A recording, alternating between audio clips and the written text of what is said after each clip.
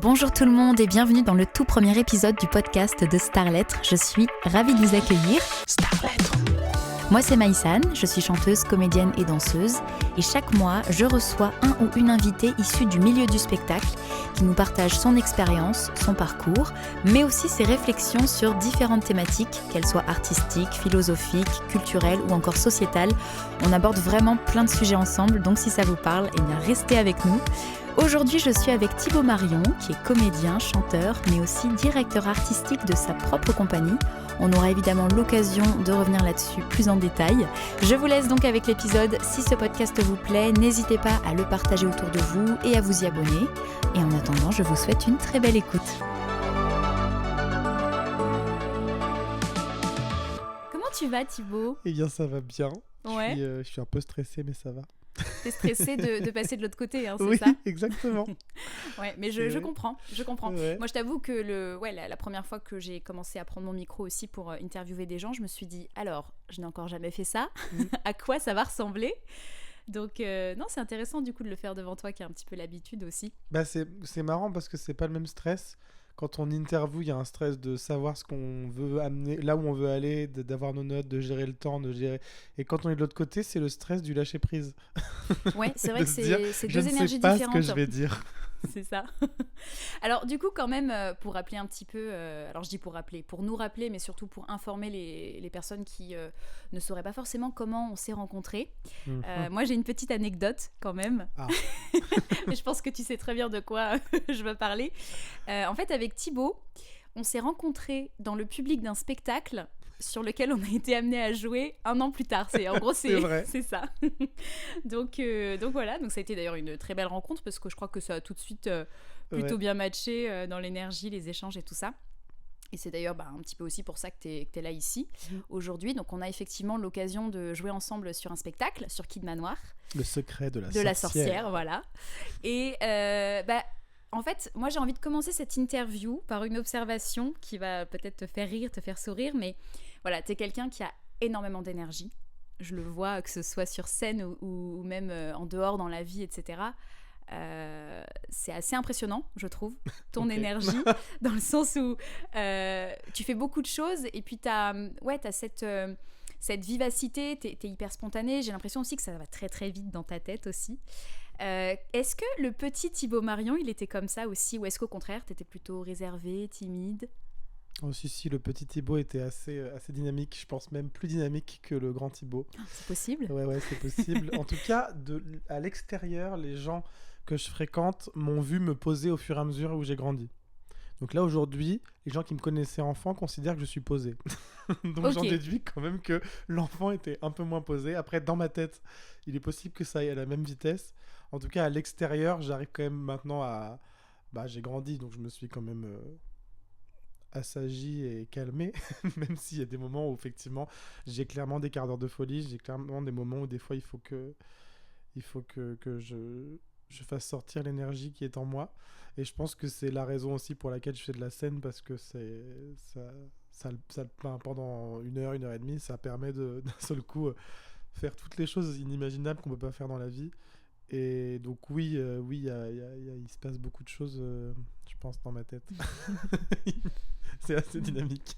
Oui, effectivement, c'est quelque chose ça que j'ai pu constater, que ce soit chez moi ou chez les autres. Notamment, il y a peut-être quelque chose qui va te parler, mais je ne sais pas si tu as revu récemment des vidéos de toi, enfant. Moi, je sais que ça m'a vraiment frappée. Oui. Parce qu'il y a un truc où... sur l'énergie et puis même sur le naturel, sur la spontanéité qui est assez dingue quand on est enfant et qu'on a tendance à vite perdre quand on grandit. Mais justement, moi j'ai l'impression que tu l'as pas complètement perdu. Oui, non, je pense que j'ai quand même gardé j'ai gardé une grande part d'enfance en moi, et ça j'en suis conscient, et je le revendique même s'il y a des gens qui, des fois, je pense, il y a beaucoup de gens qui ça fait peur, j'ai l'impression. Il y a beaucoup de gens, alors pas trop peut-être dans le milieu artistique, mais il y a beaucoup de gens quand on grandit, il faut plus avoir d'enfance parce que c'est pas normal, c'est pas bien, c'est pas ça qui est prévu. Moi je revendique que c'est important, ça veut pas dire qu'on est... c'est pas parce que j'ai encore un côté enfantin par moment que je suis complètement c'est quoi le mot? Immature? Oui, immature ou que je fais des choses, que je peux pas gérer ma vie, quoi. Voilà, j'ai fait une paraphrase, c'est pas grave. Parce que je pense quand même avoir la tête sur les épaules et être consciente de plein de choses. Mais juste par moment, ça fait du bien aussi d'avoir un peu d'insouciance, sans être complètement inconscient. Voilà, c'est le mot inconscient que je cherchais. Voilà, du coup, je perds mon fil. Mais donc, oui, quand j'ai pu revoir des vidéos enfants ou même que mes parents me donnent des anecdotes et je me dis, ah ouais, il y avait déjà, enfant, il y avait déjà un côté J'en tenais une spectacle. couche, quoi. Ouais, il y avait déjà un côté showman quand même. Je faisais des spectacles dans la cour de l'école. J'étais constamment en représentation en fait. Ouais. C'est marrant, ma mère me le dit souvent aussi. Donc, comme quoi, hein, Oui, il n'y a pas de hasard. Hein. Ça y était. Voilà. Mais je sais que j'étais aussi. Il y a des moments, je tenais pas en place, quoi. Enfin, je sautais vraiment partout et je parlais fort tout le temps. Là, maintenant, je peux me calmer quand même. Il y a un truc quand même que je trouve hyper intéressant et même important dans ce que tu dis, c'est que effectivement, on a tendance à opposer le fait d'avoir, par exemple, une forme d'excentricité ou d'avoir en fait des particularités qui fait qu'on est nous et que c'est aussi comme ça que les gens nous reconnaissent et nous apprécient, à quelque chose qui va à l'encontre de ce qu'il faut pour être un adulte.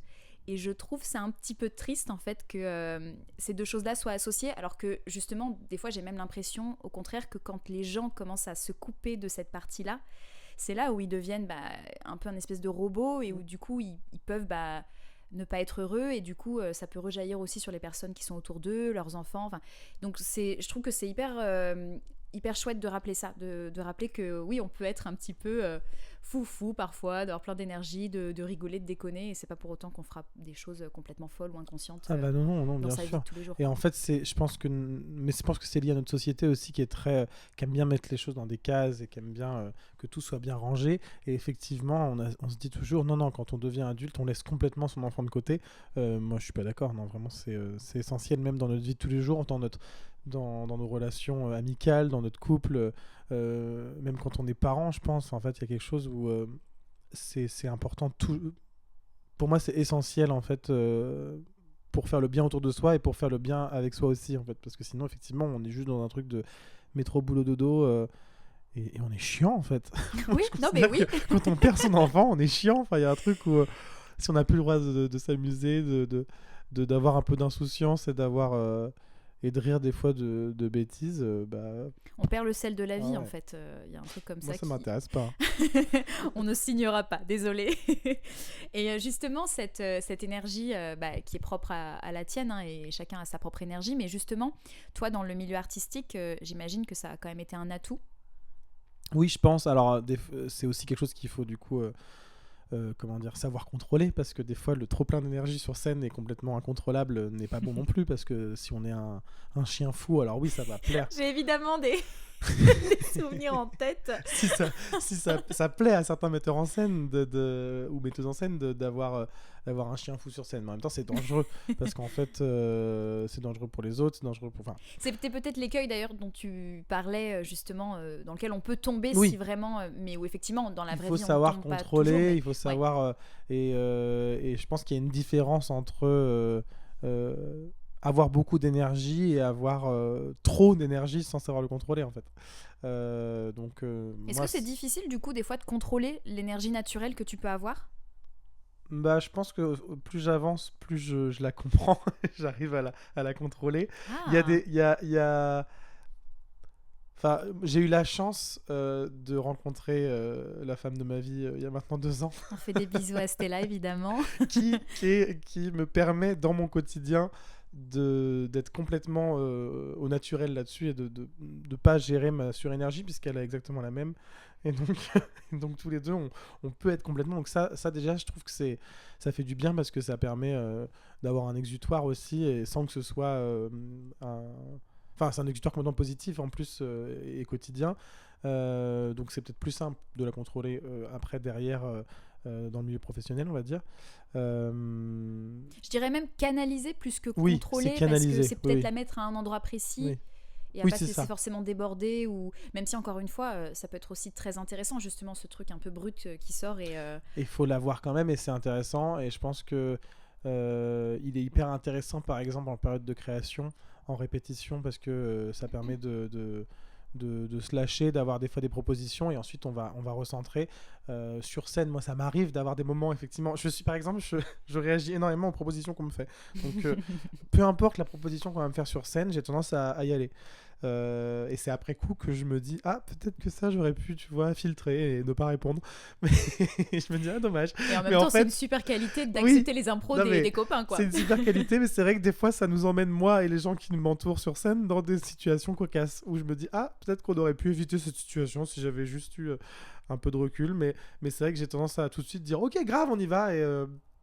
Et en même temps, moi, ça me fait marrer. Hein, mais voilà, faut savoir canaliser, je pense que c'est le bon mot, oui.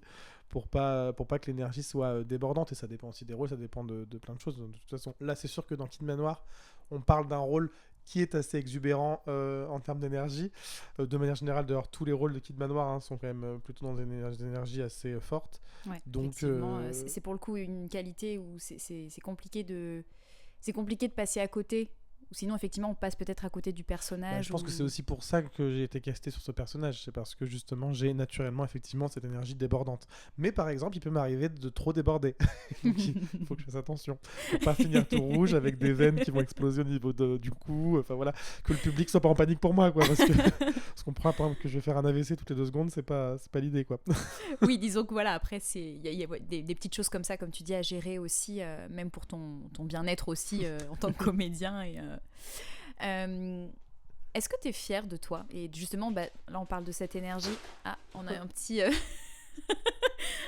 Bon, c'est pas grave, ça tombera pas plus bas. Ouais, on a un sac qui vient de tomber, voilà, en direct. L'équilibre n'a pas tenu. Mais du coup, est-ce que tu es fière de toi? Est-ce que tu es fière justement de cette singularité et de ce qu'elle t'a permis aussi peut-être de faire artistiquement sur certains rôles, sur certains personnages? En fait, j'aborde cette question de la fierté parce que moi, tu es un artiste que j'aime beaucoup, que j'admire beaucoup. Et j'ai l'impression que c'est rarement un mot, un adjectif qu'on va s'octroyer. C'est vrai que c'est pas toujours évident de se dire qu'on est fier de soi, surtout dans ce milieu où on vit aussi des échecs, on vit des déceptions, on vit des choses qui sont pas toujours évidentes à gérer.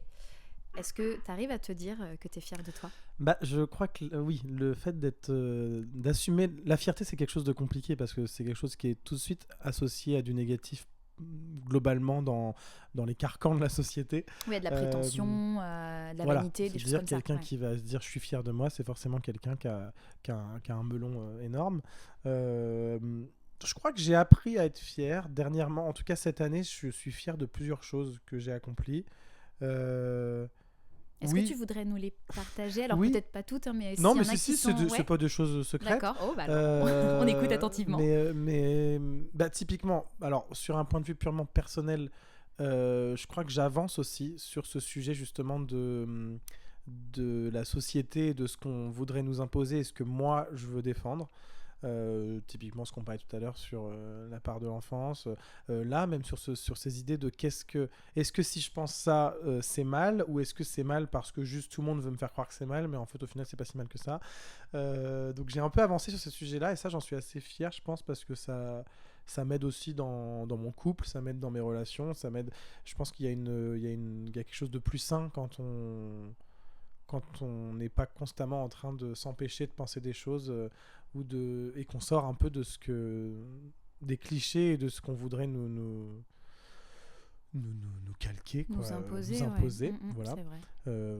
Je suis assez fier aussi sur un point de vue professionnel parce que j'ai l'année dernière avec tous mes partenaires monté 2 spectacles en autoproduction. Oui, on aura l'occasion d'y revenir parce que je sais que c'est aussi une grande partie de ce que tu fais actuellement. Ça, c'est quelque chose qui m'a rendu fier l'année dernière parce que je me suis dit, je suis allé au bout de tout ça et ça, c'était chouette. Tu peux, parce que pour avoir vu les deux créations, non, c'est un très très bel aboutissement et effectivement...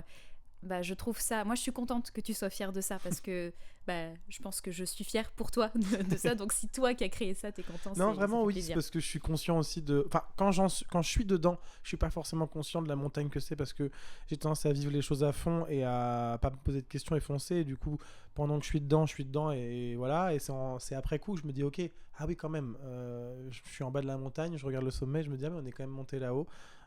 Parfois sans mousqueton et sans Avec toutes les galères possibles ouais, et voilà. imaginables. Sans sécurité si jamais on glisse de la roche. Mais on est quand même monté et je suis content. Donc ça, c'est une fierté. Je suis fier de mon couple aussi et de ma relation amoureuse.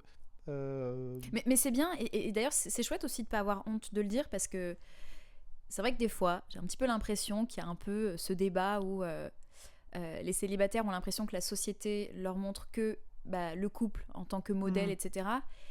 Et du coup les couples qui sont bien peut-être peuvent aussi des fois avoir ce truc de ah ouais, mais si j'affiche que je suis heureux en couple, est-ce que du coup c'est pas un peu dénigrant, ou est-ce que je participe aussi à faire perdurer ce modèle-là? Et en fait, non, pas forcément. Enfin, je veux dire, au contraire, c'est chouette aussi de voir que il y a des personnes. Il y a des couples qui sont heureux. Alors déjà qu'il y a des couples qui sont heureux, qui communiquent, et puis qu'en fait, encore une fois, c'est pas parce que on veut déconstruire des fois certains modèles que ceux qui ont choisi cette voie-là sont forcément dans justement imposer leur point de vue. Et puis encore une fois, choisir, c'est aussi un bien grand mot, parce que je pense que là, il y a aussi une part de c'est la vie aussi qui fait qu'on va rencontrer à un moment donné certaines personnes, mais je trouve ça bien en tout cas de le dire et de dire ouais, je suis heureux avec la personne avec qui je partage ma vie.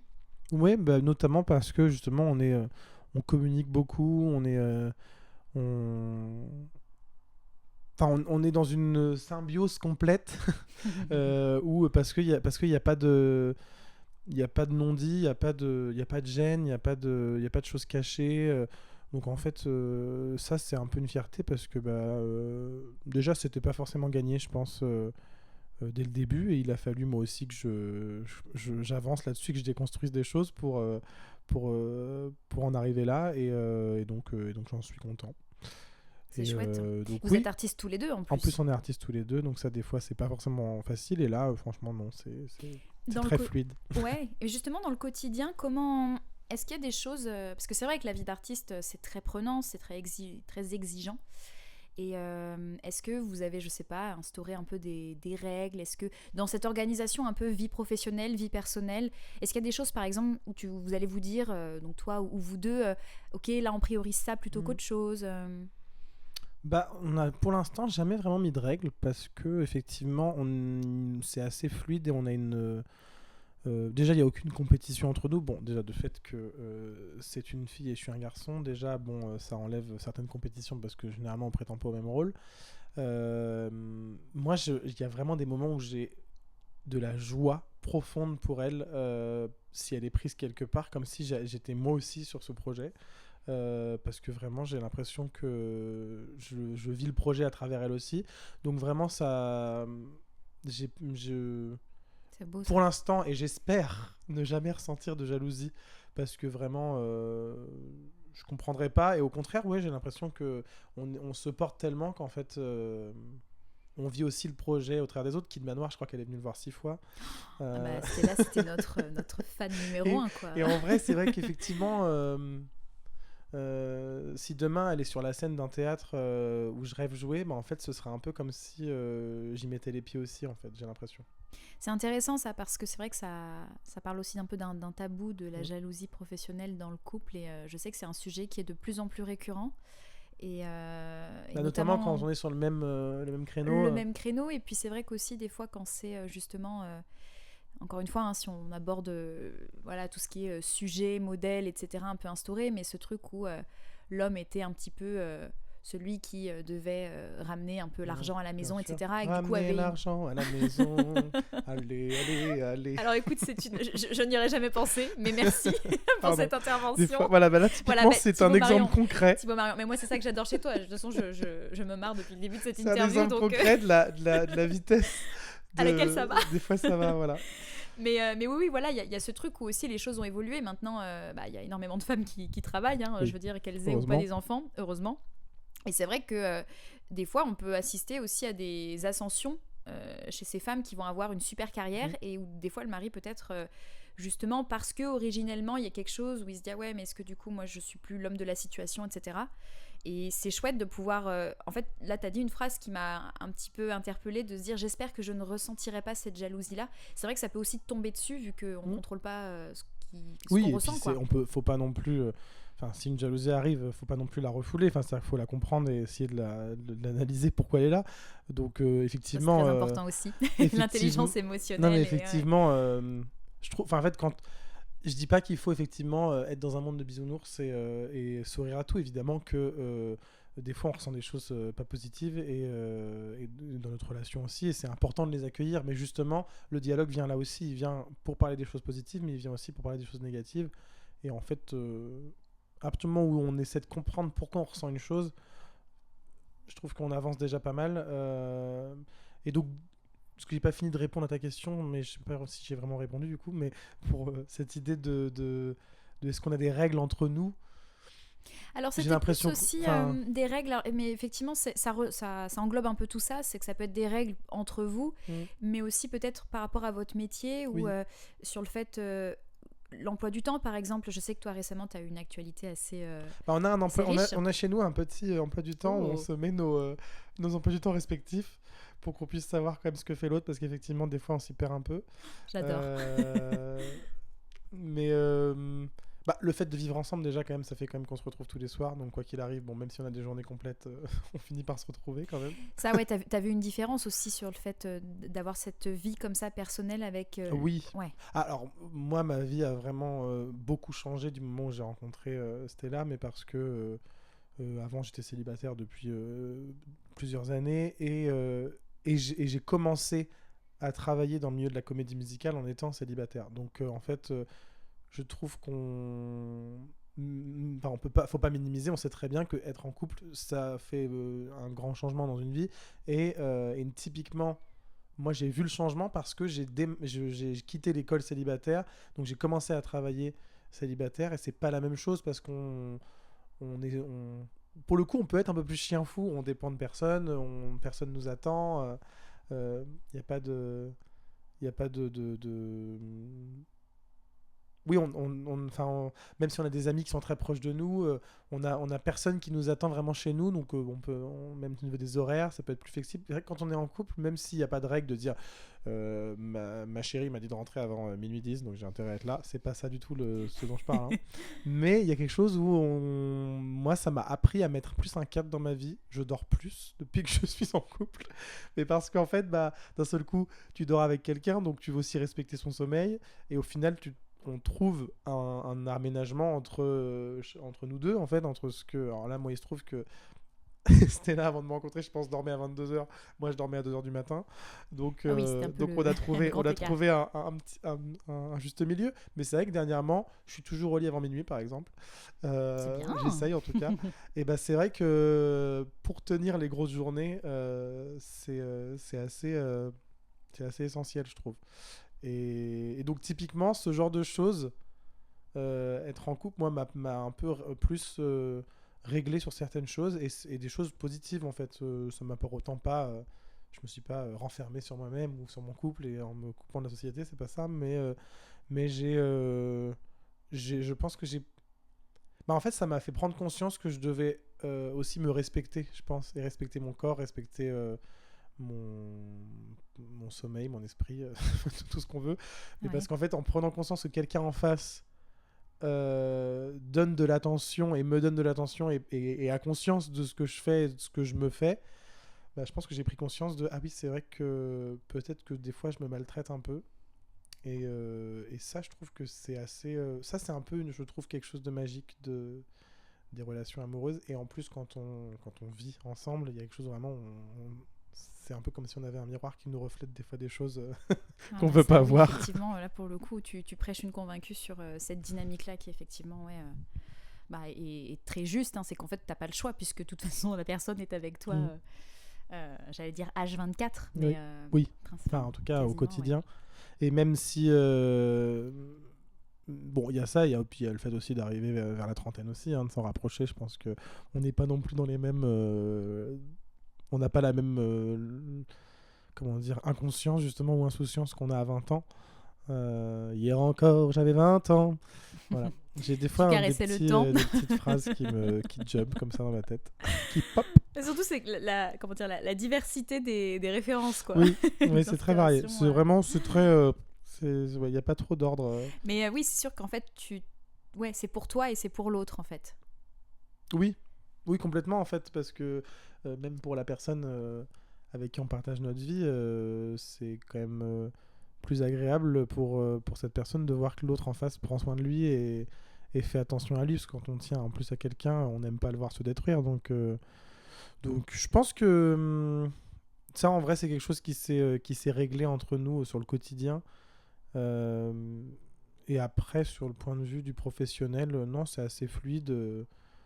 Nous, en plus, avec Stella, on travaille ensemble, on vit ensemble, on travaille ensemble. Oui, c'est vrai que vous vous êtes rencontrés sur un même contrat Oui. et vous avez eu l'occasion d'en faire encore après d'autres ensemble. Donc, c'est aussi particulier, j'imagine, comme façon de...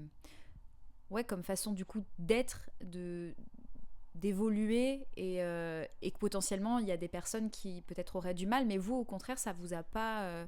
Bah, nous, effectivement, on s'est découvert en tant que collègues. Alors, enfin, même, bon, bref, on aurait dû se connaître 12 fois avant de se rencontrer. Parce qu'on a, quand on s'est rencontrés, quand on a fait la liste des moments où on aurait pu se croiser, où on s'est croisés d'ailleurs, même, mais en fait, où juste on s'est pas parlé à ce moment-là. Comme dans les films ou les séries. Exactement.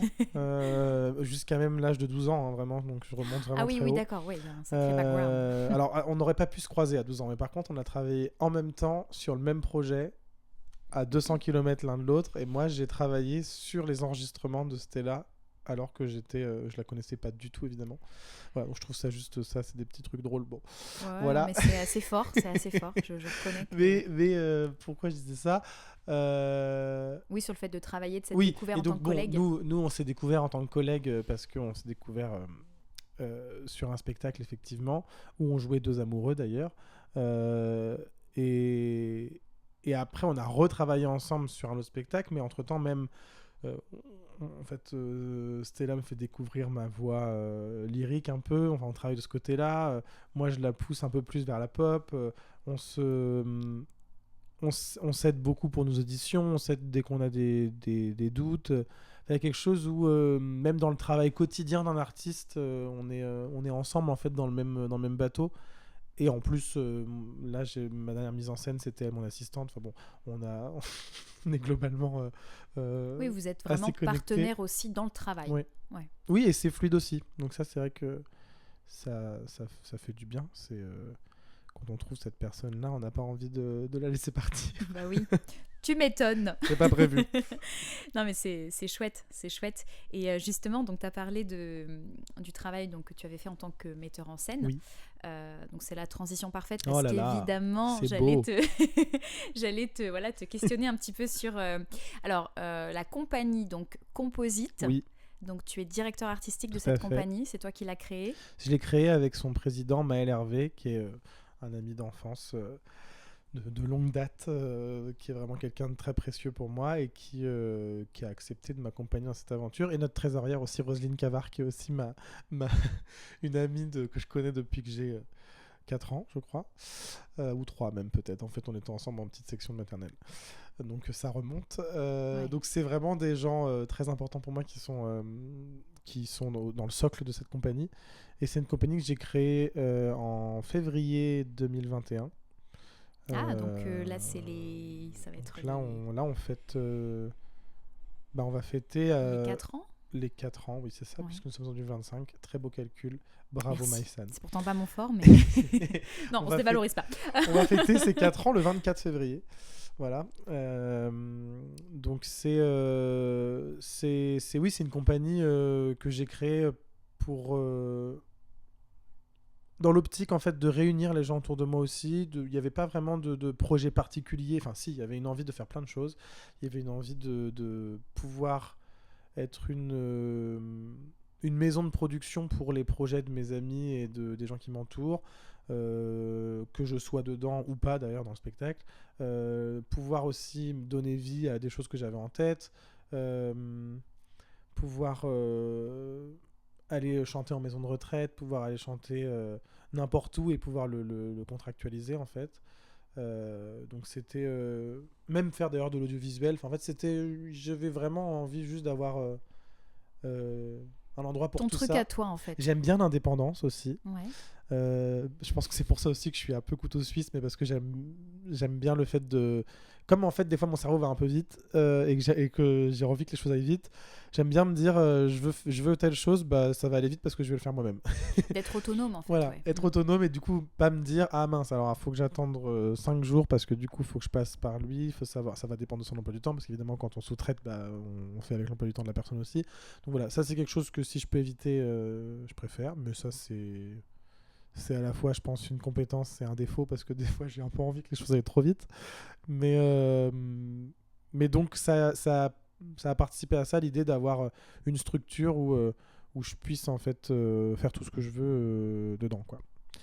Et en fait, les choses se sont plutôt bien passées. Ça a commencé par des petits contrats de prestation plutôt pour des compagnies ou pour des lieux. Justement, je parlais des EHPAD ou pour des tours de chant en EHPAD ou en maison spécialisée.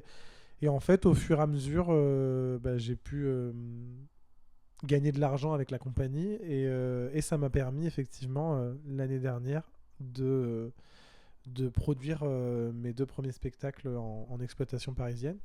Donc j'ai toujours rêvé d'être un ténor. Oui, ça c'est donc le spectacle que j'ai mis en scène avec Lucille Gradiella et Camille De Santis et donc Stella Siechinska qui était en assistante à la mise en scène et en coaching vocal et Blanche-Neige, la fille cachée de François Ier, une comédie musicale où on était 4 sur scène, Aurélien L'Espagnol, Rémi Bouquet, Mallory Petitbon et moi-même, et Charles Huette à la composition musicale. Voilà. Et c'était... Alors, en faire 2 en même temps, c'était suicidaire. Et je pense que j'ai perdu des années d'espérance de vie. Mais tu es toujours là, heureusement. toujours là. Mais c'était hyper intéressant. C'était hyper intéressant parce que j'ai appris beaucoup. J'ai fait des erreurs, évidemment. Mais j'ai aussi des choses où je me suis dit, ok, je me suis quand même débrouillé. Sur les 2 spectacles, les gens ont été... les artistes ont été payés. Alors sur J'ai toujours rêvé d'être un ténor, on n'a pas pu payer toutes les représentations parce qu'on en a fait une 60aine, donc c'était beaucoup. Mais c'était le deal de base. En tout cas, tout était clair avec les équipes. Et sur Blanche-Neige, on a pu payer toutes les représentations et toutes les répétitions. Et ça, pour moi, c'est ça, je pense, dont je suis assez fier. Victoire. Parce que c'est une belle victoire. C'est une avancée. Je sais que j'ai dû un peu serrer la ceinture et c'était pas toujours. Avec Maël, vraiment, mon président, on a eu peur, hein, vraiment. On s'est dit, est-ce que ça va le faire ou pas ? Est-ce qu'on va mettre la clé sous la porte après la première tentative ?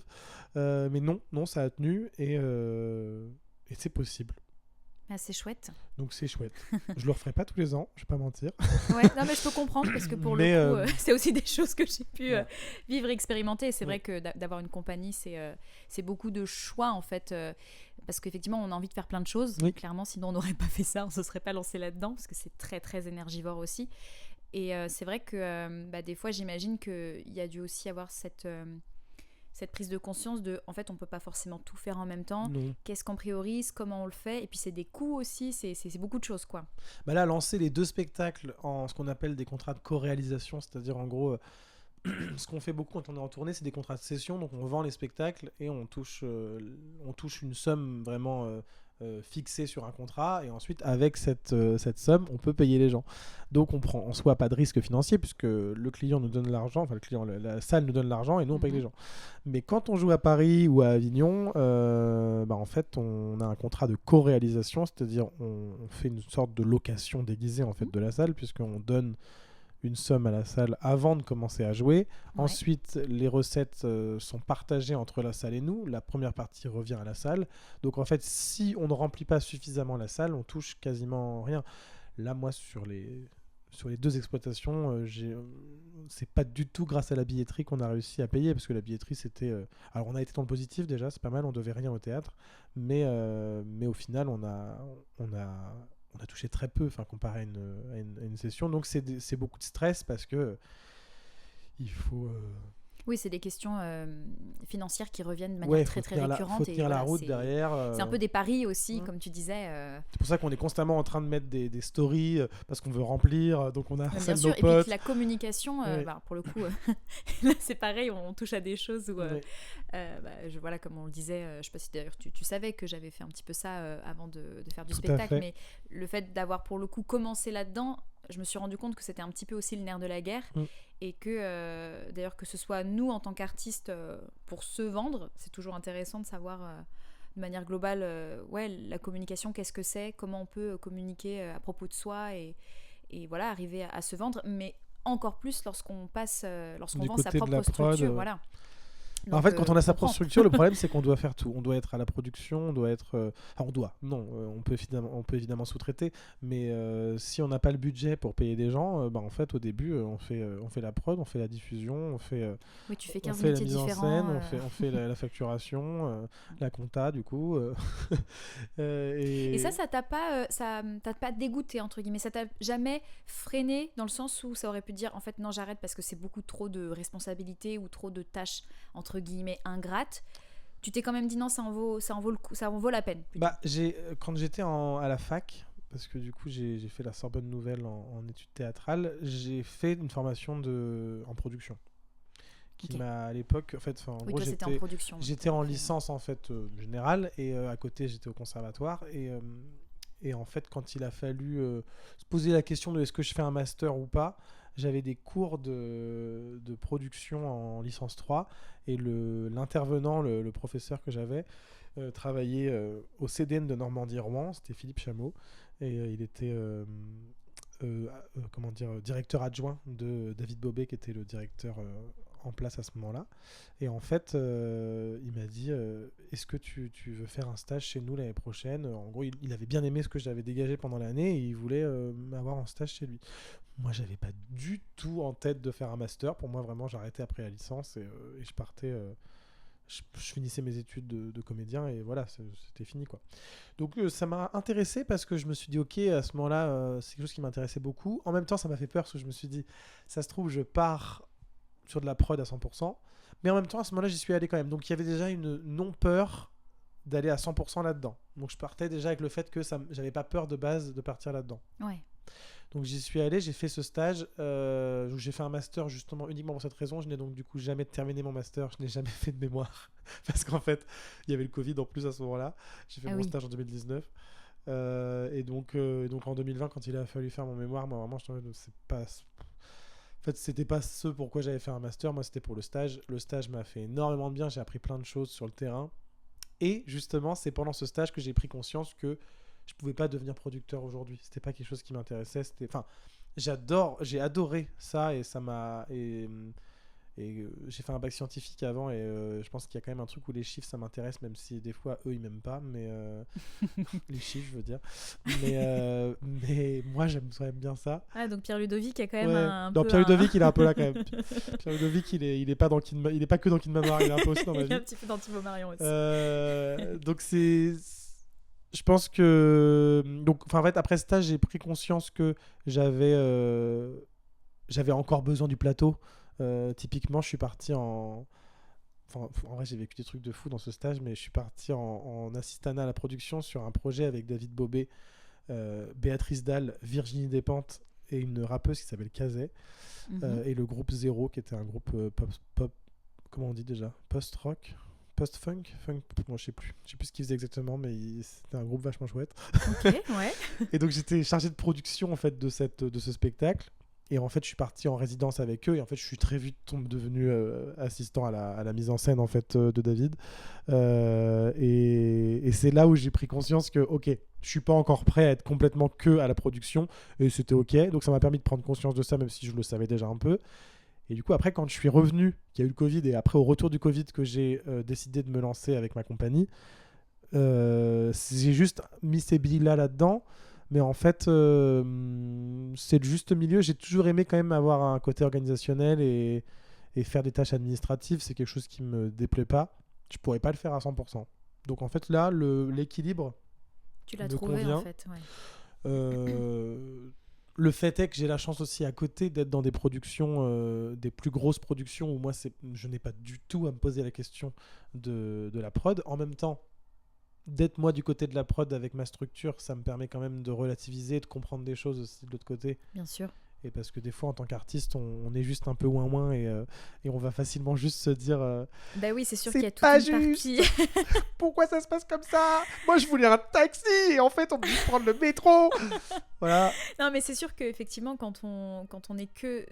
Enfin, c'est une question de perspective, comme Oui. pour tout dans la vie, mais d'avoir les deux côtés, c'est sûr que ça... D'avoir les deux côtés, Ça ça aide permet, aussi, ouais. comme tu dis, même dans la vie mais en général, en fait, mais ça permet en fait de temporiser et de comprendre. Ça veut pas dire qu'on excuse tout, mais ça veut dire quand même qu'on comprend pas mal de choses et on n'est pas juste en train de s'offusquer des fois de choses qui finalement sont logiques. Oui, parce qu'en fait, on ignore effectivement toute une partie de la problématique à ce moment-là. Ouais, Ouais. bien sûr. Mais du coup, d'être sur des grosses productions à côté, ça me permet quand même d'avoir mon quota en jeu, entre guillemets. Enfin, c'est-à-dire que je ne dépends pas que de mes productions, et heureusement, parce que sinon, je jouerais peu. Ou en tout cas, je serais peu payé. Mais qui ça... on verra. Mais donc je pense que c'est ça, le bon équilibre, là, moi, qui me convient. Et c'est pour ça que je suis pas... je suis pas complètement sous l'eau de la prod, où je me dis... oh là là, j'ai trop de pression, j'ai pas envie de gérer tout ça. J'avoue que l'année dernière, il y a eu des moments où c'était beaucoup et je tirais toutes ces ficelles et je me disais à quel moment elles vont craquer, quoi. Je comprends. Parce que justement, j'étais en position de production et en même temps, j'étais en création à Astérix sur C'est du délire, par exemple, où là, ça demandait quand même aussi, moi, en tant qu'artiste, c'était un nouveau investissement challenge. Aussi, ouais, Et bien un sûr. gros challenge d'avoir un rôle principal d'un seul coup sur une comédie musicale. Et en même temps, j'étais en train de gérer tous mes trucs administratifs derrière. J'avoue qu'à ce moment-là, typiquement, Stella a cru me perdre, je pense. Mais c'est marrant parce que je crois qu'on a tous vécu une espèce d'année où en fait on était sur 1000 trucs en même temps et des gros trucs en plus. Et que justement, il y a ce moment où on se dit, mais en fait, pourquoi on s'est lancé là-dedans? Et en même temps, c'est aussi des années et des moments où on apprend énormément et où derrière, après aussi, je pense que ça redistribue un peu les cartes aussi de comment on gère aussi, que ce soit notre vie artistique ou même notre vie personnelle, parce que du coup, il y a plein de choses aussi qui viennent nous apprendre des trucs sur nous en tant que personne. Et j'imagine que ça a dû vachement te faire changer. Je pense qu'il y a tout un paradoxe, en fait. C'est que quand on démarre, quand on lance notre carrière, on n'a pas le choix en même temps que d'accepter plein de choses, parce qu'on a aussi besoin de multiplier les rencontres, de multiplier la visibilité, de nous aussi. Enfin, moi, je pense que j'ai jamais plus appris que depuis que je travaille. À l'école, on apprend beaucoup, mais sur scène, je pense qu'il y a quelque chose où on apprend beaucoup plus parce qu'on est dans le concret et on est vraiment en train de se confronter à la réalité et puis face à un public. En plus, on n'a pas le choix d'y aller, quoi. Et donc, ce paradoxe, c'est que finalement, c'est au début qu'on est obligé d'en faire beaucoup. Donc, c'est toujours, je trouve... effectivement, moi, là, les 2 dernières années ont été assez denses.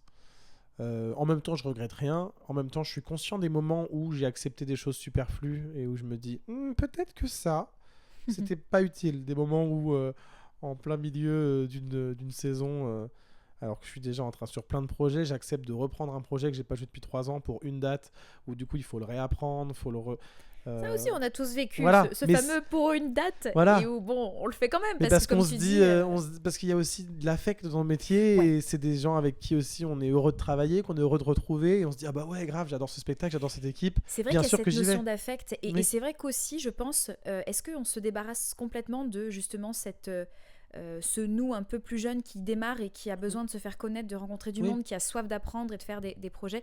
J'ai l'impression qu'en fait, c'est dur aussi de dire à cette partie-là de nous, non, mais là, écoute, ça y est, tu commences à avoir un peu quelques années, maintenant, autorise-toi aussi des fois à faire des pauses, à essayer d'être aussi dans une bonne forme pour honorer aussi du mieux que tu peux les contrats sur lesquels tu es déjà engagé. Mais c'est pas facile, je trouve ça. Dire non, c'est quand même quelque chose d'assez dur. M'en parle pas. Déjà, quand on connaît pas la personne en face, c'est dur. Mais alors, quand en plus on a de l'affect avec la personne, c'est difficile. Mais en fait, je crois que dernièrement, ça, j'ai appris à le faire et je me force à le faire parce que je prends conscience aussi que c'est important de se respecter et d'avoir du temps pour soi. J'essaye de m'octroyer des vacances quand je peux et de les C'est bien ça. Vraiment. Là, je suis en vacances actuellement, par exemple, Ah, et c'est super. formidable. J'en suis ravi. Bon, on a une date de Kid Manoir dans 2 jours, donc mes vacances vont être Voilà. un Évidemment, peu. au moment où ce podcast est diffusé, Évidemment, la date est de Kid passé, Manoir sera mais- déjà passée, mais voilà. En tout cas, typiquement, c'est un moment où là, je prends beaucoup de temps pour moi et ça me fait du bien et je pense que c'est nécessaire. Donc, je sais que maintenant, notamment quand je vois que j'ai une grosse période, parce que je suis pas complètement naïf, je sais bien que j'en aurai d'autres, des grosses périodes et que c'était pas. Et je te le souhaite. Et je me le souhaite, alors peut-être avec un peu plus de repos quand même, mais bon, Ouais. je me le souhaite, oui. Je te le souhaite aussi. Complètement, parce que c'est des périodes quand même aussi complètement dingues. Et en même temps, on est un peu maso, nous les artistes, on adore aussi courir partout et on adore aussi avoir 3 spectacles dans la même journée et se dire mais comment je vais m'en sortir. C'est Voilà. clair. Il y a Donc un truc c'est- un peu galvanisant Il y a un truc là-dedans. galvanisant. C'est juste, faut pas le faire tout le temps, sinon en fait ça devient du suicide. Mais par contre, que ça ait lieu un peu de temps en temps. Enfin, je me souviens de journées sur Kid Manoir où le matin on jouait à 11h et après j'enchaînais avec un autre spectacle à 16h30. Oui, c'était assez. Il y avait un truc assez kiffant de se dire oh, je fais le grand écart, c'est 2 spectacles différents. J'aurais pas pu le faire tous les jours, mais le faire 3-4 fois dans l'exploitation, c'est possible.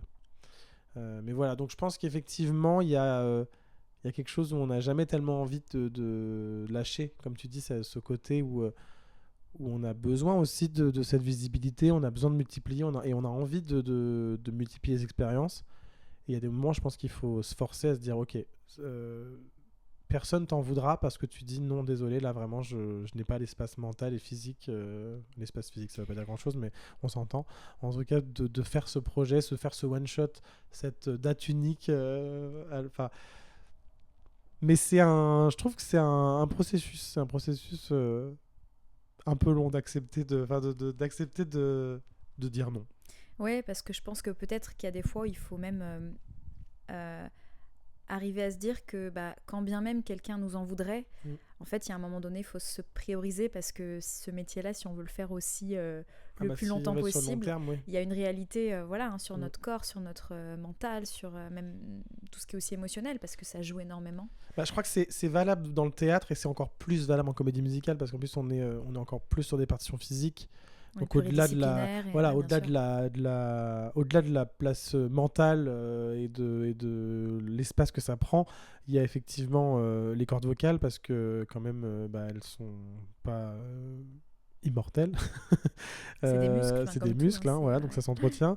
Il y a nos muscles parce que quand on danse, quand on saute partout, alors en théâtre on saute partout aussi et on peut même danser, donc c'est pour ça que les deux sont pas complètement non liés, mais en comédie musicale je crois que c'est encore plus important de se dire que si on veut tenir sur le long terme il faut quand même aussi réfléchir à ça.